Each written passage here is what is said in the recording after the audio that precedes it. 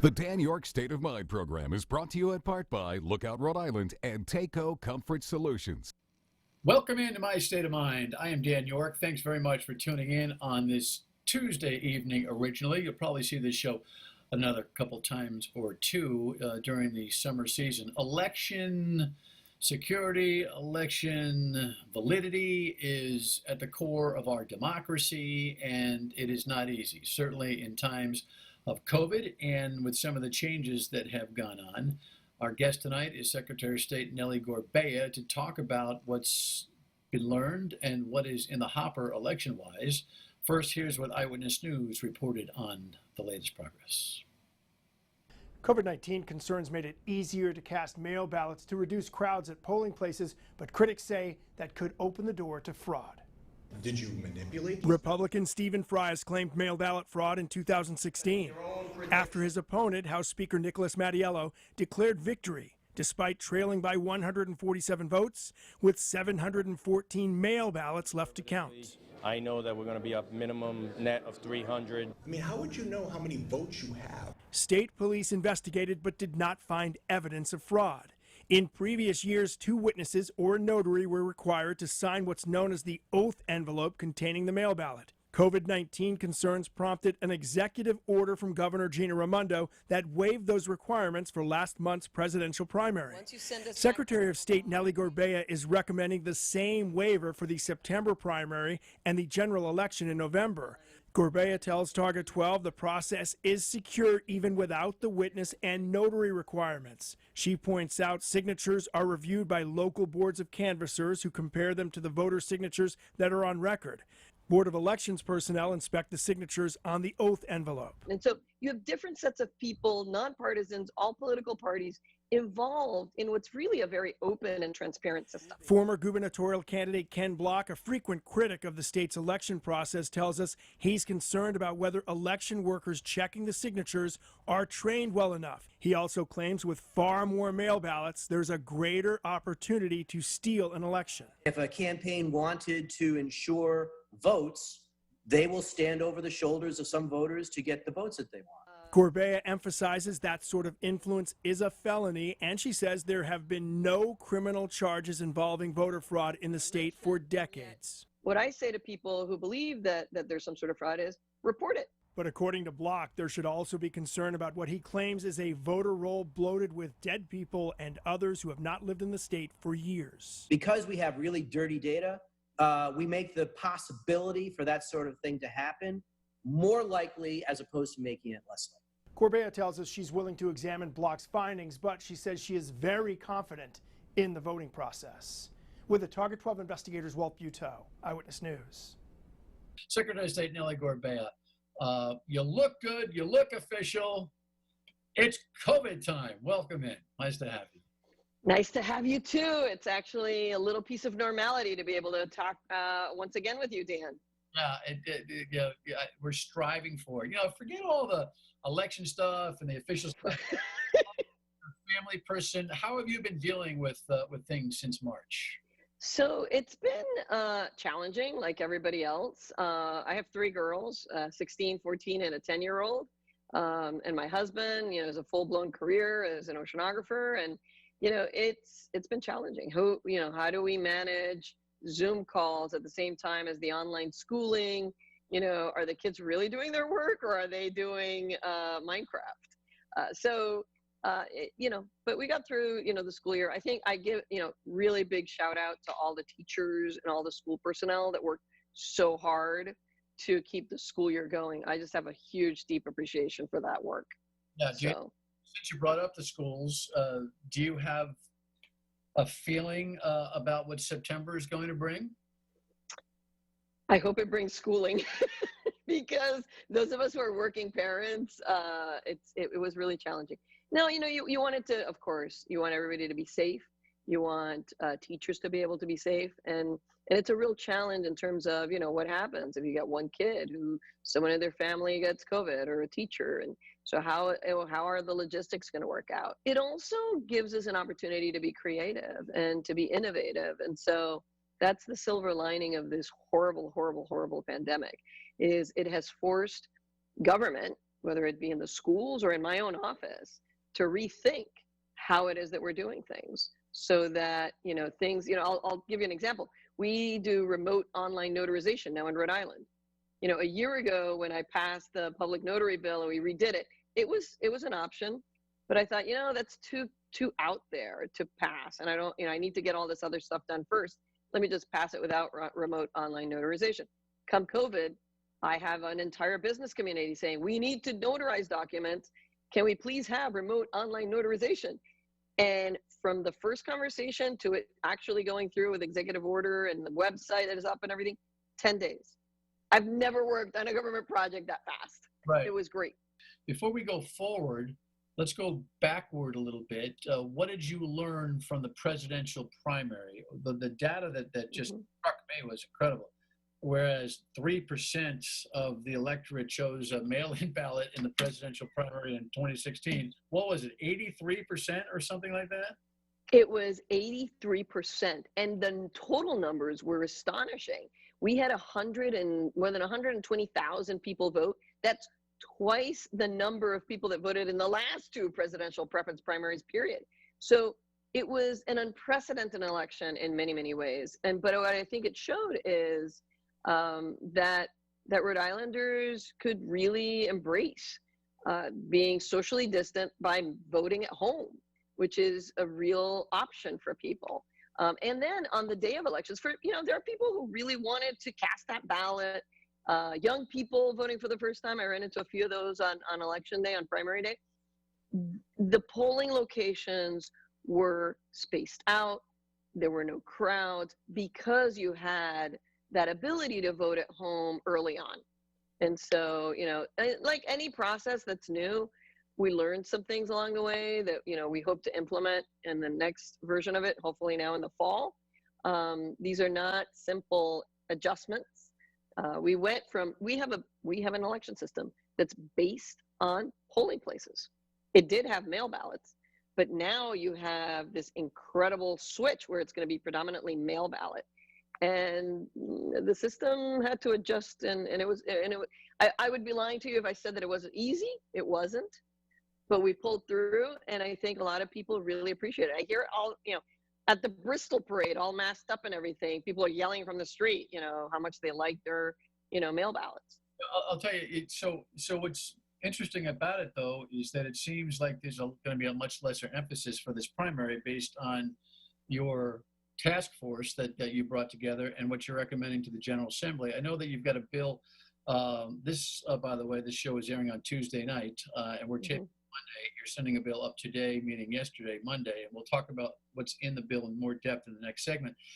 But it seems like you're making a recommendation not to go heavy on mail ballot applications. You're going to send out little reminder cards, and then we flip that back again in the general. What's So the rationale there was when we first proposed predominantly mail ballot elections for both September and November, it was about a month ago.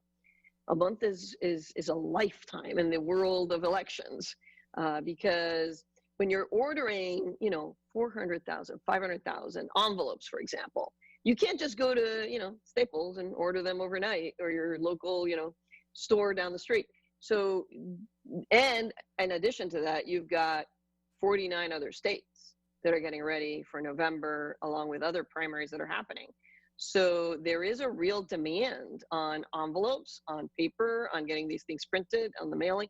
So by the time we got to the task force, what seemed to be the most prudent course of action was to say, look, based on, the smallness of the primary compared to what the general election is going to be, and the timeline that we have, we'll go ahead and issue postcards in the primary and then do the predominantly mail ballot election for November, which is going to be the really, really big tsunami of an election. Having said that, the bill that came out tonight, Monday night, which is H7200, actually says September should be predominantly mail ballot. You know what? If that's what the Assembly wants us to do, we will, put our foot to the pedal and try to figure it out. I would be lying again if I said it's going to be easy. It would have been a lot easier a month ago, but in governing and in politics, you can't always choose your moments, and you just have to embrace it. All right, when we come back, we'll talk about the difference between what the task force recommended and what's actually going to be voted in the General Assembly with Nellie Gorbea, our Secretary of State. Stay with us. We'll be right back. Back with Nellie Gorbea, our Secretary of State. In our last segment, we were talking about what her task force recommended in terms of logistics and mail ballot for September, and what a new bill is introduced and asks for. I know that you actually had a litany of things that you were asking the General Assembly to react to as well. Was that formalized in a bill yet? Yeah, no, so apparently just tonight on Monday night, they've introduced it. We're still looking through it. The big pieces, though, that I'm really looking forward to hopefully embracing is that we requested that the oath envelope that the voter puts the ballot into, that in the past, statute required for the voter to sign, saying, yes, I'm the voter, that this says I am, and under penalty of perjury, and then sign it with either two witnesses or a notary public. Now, during a time of pandemic, that's really, really difficult. We had the executive order by the governor for the June 2nd primary waive that requirement. What does that do? That makes it easy for people to just put that ballot in, sign it, and drop it in the mail. I had already put stamps on oath envelopes in the 2018 election because I really believe that you shouldn't really have to bother people to either go get a stamp or to give it to somebody to go deliver it. You can do it yourself.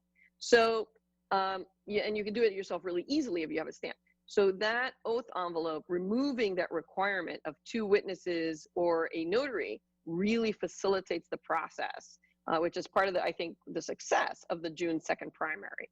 Are you concerned though? I mean, I don't have Donald type of conspiracy theory thoughts, but I am concerned about the security of that. If you don't have that kind of hoop to go through, how easy is it to stuff a ballot and start playing games? So I share that concern with you. The integrity of elections is absolutely critical when you're running an election, because it doesn't matter what the result is. In the end, if people don't trust it, it doesn't matter how well it was run.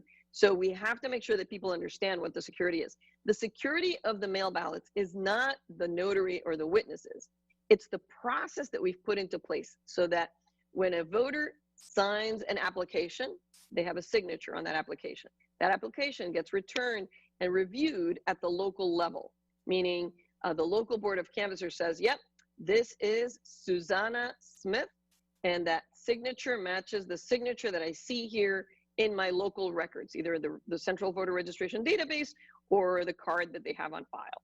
So that matches. Okay, good. This person gets a ballot. Then my office goes and sends Susanna Smith the ballot. The ballot comes with the oath envelope. They actually vote the ballot. They put it in. They sign the oath envelope. Second signature on the piece of election mail. That now goes to the Board of Elections. The Board of Elections then verifies that that signature on the oath envelope matches that on the application. So you've got a second pair of eyes, a bipartisan, I should say, pair of eyes. And so for you to game the system with that, the signatures is a really hard thing to do.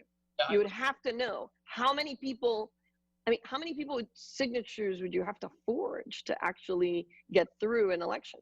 So people don't understand. In other states, it's done differently. Well, people just need to understand that this is a two-step process. In order to vote by mail, you must apply to do so and get your application approved and your ballot sent to you. So I get that. I get that. So what's interesting, though, is how you explain the difficulty of such and how you de-emphasized and want to send a postcard. But now there's a bill in the General Assembly floor or may come to the floor that actually causes you to do the hard work, kind of negating what you were just discussing. So are you going to fight this part of the bill? You're going to go in and testify that you know what? No, I'm not, because I'm going to warn them that there was a reason why at this point it was easier to do the postcard. But I am not. I'm up for the hard work, and if that's what they want to see done, then we will somehow figure it out. With the caveat that it's going to be really difficult. It would have been much easier 4 weeks ago. I would be lying, if I didn't say so. That's why 4 weeks ago we had this with plan. Now 4 weeks later we had the postcards in place. But we will figure it out. In addition to the mail ballot, so maybe you'll have a date shimmy back and forth, something, right, that makes this thing work. We'll follow this. Mhm. Bill. In addition, you requested early ballot Early in-person voting for September or for November? for both.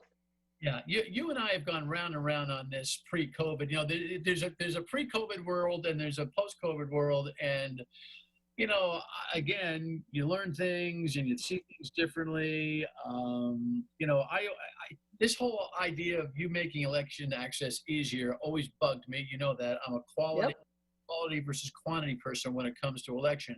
At the same time, this thing is getting more difficult. Do you see the 20-day early voting as the same kind of thing as the mail, or is it?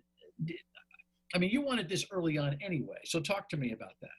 Yeah, no, I just think that the emergency mail ballot process that we have right now in place is ridiculously labor intensive. And anything that's labor intensive is going to bring more people into contact with each other. Why not just have a polling location open where you can go in and actually, you show your ID, you get checked off on the poll book, you get your ballot, you fill it out, and then you yourself put it into the machine and you see it go through, because that gives you a sense of there's no problems here. And so in that case, where you're that close to the election, I think it's the right thing to do. The clerks were having a hard time meeting the demand right before the election, because everybody's hearing everything about voting, and then they think, oh my gosh, like I may not be able to go on election day, but I want to go and vote. And so they were starting to really ramp up emergency mail ballot processes, which is really the mail ballot process now 20 days before and in the clerk's office. Just let people vote and let that ballot go in. 20-day in person, rather than, so I go to Cumberland High School on a regular, I might have to go to town hall, is what you're telling me. Or wherever else the city or town has decided, yes. What are the chances of getting that through this year? So it's all in one bill. So I'm cautiously optimistic that if it was introduced, hopefully we'll have a robust debate on it. Legislation is always better when it's been fully discussed and questions answered. I'm a real believer in that, although, I have a great idea, I think. You might see something that I don't. And that's the legislative process, that give and take. So I'm looking forward to discussing all of these things. All right, when we come back, we'll talk about, it almost feels like an old conversation, but election security, it's not an old conversation. Nellie Gorbea, Secretary of State, on Dan Yorke State Law Statements, please. And back for our final segment with our Secretary of State, Nellie Gorbea. We had an old-fashioned election security conversation that we've always had, and the country has had. Tell me, what's your general security feeling right now? Look, you never sleep well when you're running any piece of the election system these days. We have two fronts. One is the hacking and the hardware and the other kinds of fraud that people might come up with. And the other is the misinformation concerns, where there are people actually planting misinformation to try to sway the elections. And we're fighting a two-front war on this. But I can tell you that, through the years, my office has just continued to improve systems and make sure that they run better and better. The local boards have done a really good job, and the Board of Elections as well. And so we're ready for whatever 2020 brings our way. The president has long a signal of distrust about the way elections go unless he wins. He's down in the polls. God knows what November is going to bring. I don't even guess at this point. But there are those that say that he's kind of setting this whole thing up to be able to argue that the election was invalid. I'm sure that is affecting every Secretary of State and Board of Election across this country. Rhode Island's outcome on a presidential election is fairly predictable, but these swing states are in a whole other place. So do you have a 36,000-foot view on the kind of rhetorical pressure that he's putting on the election process? I mean, even the Republican Secretaries of State have basically contradicted him and corrected him because what he's talking about is really misinformation. The fraud that he's discussing is just not there. And I want to make sure that Rhode Islanders know that, you know, problems that they might have had in Georgia or in Wisconsin, as horrible as they seem and problematic, are not those here in Rhode Island, because we've been working over the years to make sure that our elections run the right way. All right, I only got a minute or two here. What's your political gut, not just your administrative gut, but your political gut, say to you about the 2020 election in general, both locally and nationally? What's going to be, you know, what do you predict is going to be the satisfaction of legitimacy on both levels? I think that the level of scrutiny on the 2020 election is going to be such that Rhode Islanders will be able to see for themselves how elections are run in Rhode Island, and come out feeling very satisfied that the vote here is the vote. And, you know, some people might be unhappy with the results and some people might be happy with the results, but it was a fair system.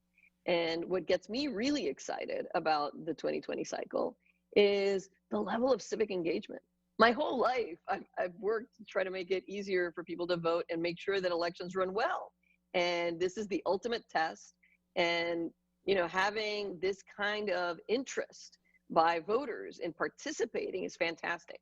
I will say this: if you have a healthy individual who you think could work as a poll worker, please contact your local board of canvassers. It will give you a, like, right there on the hot spot look and feel at how elections run in this state. And you'll see it's a very open process.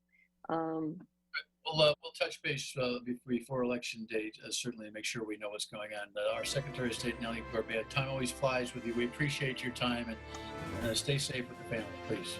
You too. Take care, Dan. All right, we'll be right back for a final word on Dan Yorke State of Mind. Please stay with us.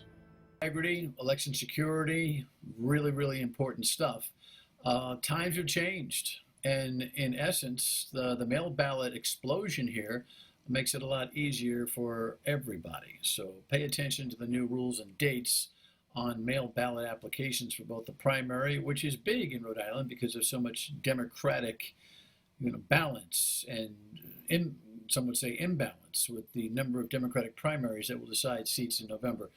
You'll want to be up on this in the summertime. Have yourself a great evening. Thanks very much for checking in to My State of Mind.